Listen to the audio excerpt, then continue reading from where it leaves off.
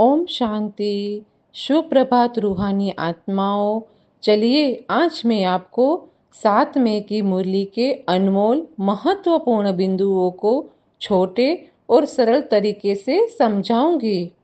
पहला पॉइंट, अद्वैत राज्य ऐसा राज्य जहां किसी दूसरे धर्म का अस्तित्व न हो। उसकी स्थापना का आधार योगबल है। केवल बाहुबल द्वारा कभी भी अद्वैत राज्य की स्थापना संभव नहीं है।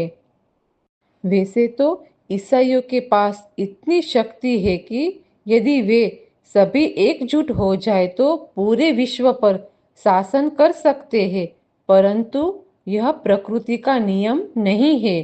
पूरे विश्व में एक राज्य की स्थापना करना केवल परमात्मा का ही कार्य है।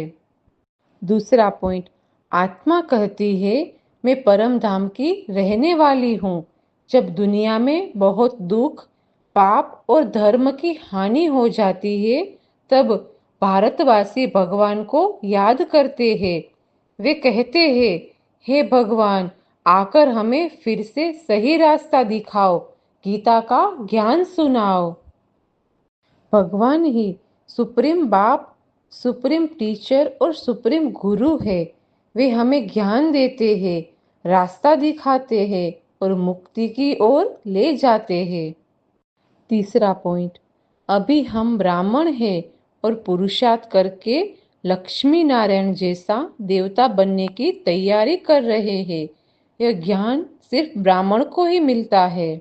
चौथा पॉइंट, भगवान कहते हैं मैं हर 5000 वर्ष बाद आकर मनुष्य को राजयोग सिखाता हूँ, जिससे कलयुग से सतयुग बनता है। जब दुनिया पतित बन जाती है तब मुझे आना ही पड़ता है। दुनिया पर राज बाहुबल से नहीं, योग बल से मिलता है। शांति, पवित्रता और ज्ञान से ही सच्चा राज्य आता है।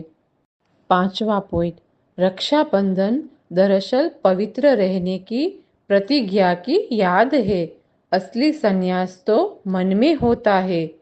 हमें अपने को शरीर नहीं, आत्मा समझना है और एक भगवान को याद करना है, क्योंकि भगवान को याद करने से पाप समाप्त हो जाते हैं और हम फिर देवता बन जाते हैं। छठा पॉइंट, यह रूहानी ज्ञान एक तरह का रूहानी अस्पताल और यूनिवर्सिटी है, जहाँ योग से हेल्थ और ज्ञान से वेल्थ मिलती है।